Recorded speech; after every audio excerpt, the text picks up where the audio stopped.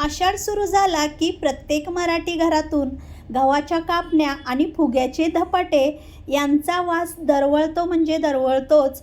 तर आज आपण गव्हाच्या कापण्या ही रेसिपी बनवणार आहोत. तर आषाढ महिन्यात बाहेर रिमझिम पाऊस पडतोय आणि घरामध्ये या कापण्या खाण्याचा जो काही आनंद आहे तो वेगळाच आहे. तर नमस्कार मैत्रिणींनो, आज आपण गव्हाच्या कापण्या ही अगदी सोपी रेसिपी पाहणार आहोत.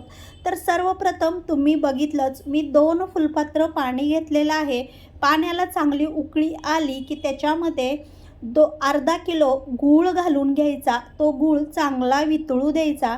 तर इथे बघा, आता गूळ चांगला वितळलेला आहे पाण्यामध्ये. आता आपल्याला हे पाणी पूर्णपणे थंड करून घ्यायचं आहे.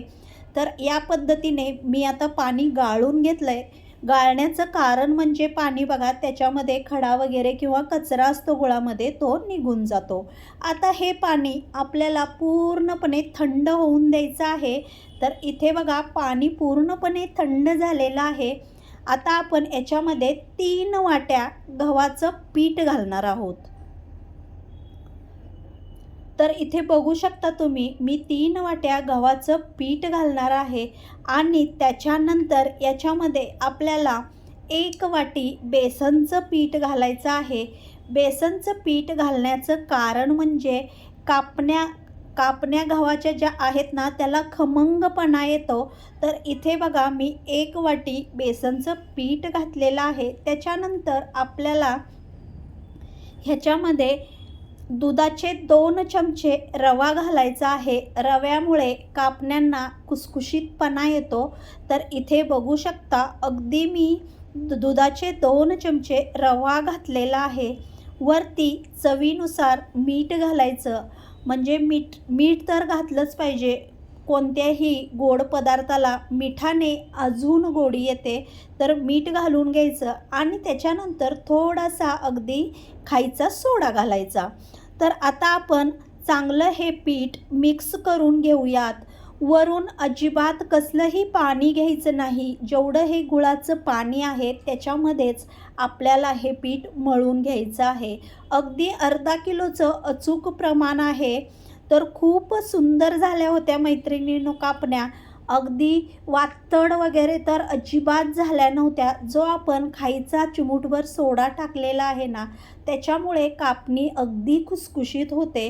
तर या पद्धतीने तुम्ही नक्की कापण्या करून बघा आणि आषाढ महिन्यामध्ये कापण्या आणि फुग्याचे धपाटे खाल्ल्याशिवाय आषाढ महिना मराठी घरातून जातच नाही असं म्हणायला काही हरकत नाही. तर इथे बघा, मी घट्टसर गोळा मळून ठेवलेला आहे. त्याच्यानंतर आपल्याला हे अर्धा तासानंतर या पद्धतीने आता आपण गोळे करूयात आणि कापण्या लाटून घेऊयात.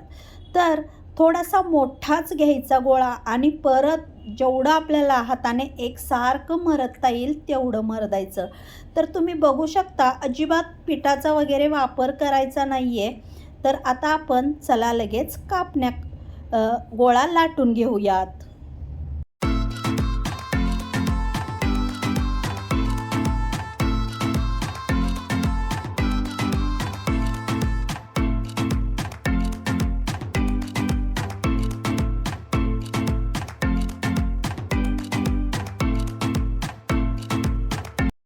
तर बघू शकता, चपाती आपली लाटून झालेली आहे. आता आपण याच्यावरती खसखस टाकून घेऊयात. खसखसीशिवाय तर कापण्या खायची मजाच नाही. तर मस्त अशी खसखशीची आपण रांगोळी काढलेली आहे. तर इथे बघा, आता मी या पद्धतीने कापण्यांचा आकार हा बरोबर जो काही कापण्यांचा आकार असतो तशीच कापणी झाली पाहिजे. तर या पद्धतीने तुम्हाला जर मोठ्या आकार हवा असेल तर मोठा आकार करू शकता. तर इथे बघा, मी या अगदी छोट्या छोट्या आकाराच्या या कापण्या या पद्धतीने काढलेल्या आहेत. आता आपण दुसरा गोळा आहे तो थोड्या मोठ्या करणार आहे. तर चला लगेच, आता इथे तेल पण तापलेलं आहे. कापण्या तळताना तेल तापवून घेतलं की अगदी मंद गॅस करायचा. म्हणजे काय होतं, कापण्या तळायला वेळ लागतो आणि काय होतं, अगदी वरून कापणी लाल भडक होते आणि आतून कच्ची राहते, त्याकरिता अगदी बारीक गॅसवरती कापण्या तळायच्या आहेत. तर इथे बघू शकता या पद्धतीने अजून आपण याला 5 ते 7 मिनटं ठेवणार आहोत, जेणेकरून कापणी आतून अजिबात कच्ची राहणार नाही. मंद गॅसवरती तळायच्या आहेत. खूप छान आणि खुसखुशीत अगदी बिस्किटासारख्या होतात मैत्रिणींनो. तुम्ही नक्की या कापण्या करून बघा. तर चला आता बघा, इथे बघू शकता तुम्ही मस्त असा रंग आलेला आहे, सोनेरी पिवळसर असा कलर. तर खूप सुंदर खायलाच लागतात ह्या आणि खमंगपणा तर तोंडात काय सांगू तुम्हाला, इतकं भारी लागतात ना. तर इथे बघू शकता मस्त अशा आता आपल्या कापण्या सगळ्या तयार आहेत. मी बारीक आकाराच्या कापण्या आणि मोठ्या आकाराच्या कापण्या 2 केलेल्या आहेत, कारण घरात आमच्या कोणाला जाड कापण्या आवडतात तर कोणाला पातळ कापण्या आवडतात, म्हणून मी या पद्धतीने कापण्या केलेल्या आहेत. तर बघू शकता मस्त अशा किती छान कापण्या तयार आहेत. कलरही बघा किती सुंदर आलेला आहे. तर आता चला तुम्हाला मी कापणी तोडून दाखवते. तर इथे बघू शकता मी तुम्हाला आता कापणी अगदी सहज अलगद हाताने तोडून दाखवत आहे. अगदी मस्त अशी झाली होती, खुसखुशीत झाली होती, वातडपणा कुठेही नाही. तर कशी वाटली रेसिपी नक्की कमेंटमध्ये सांगा.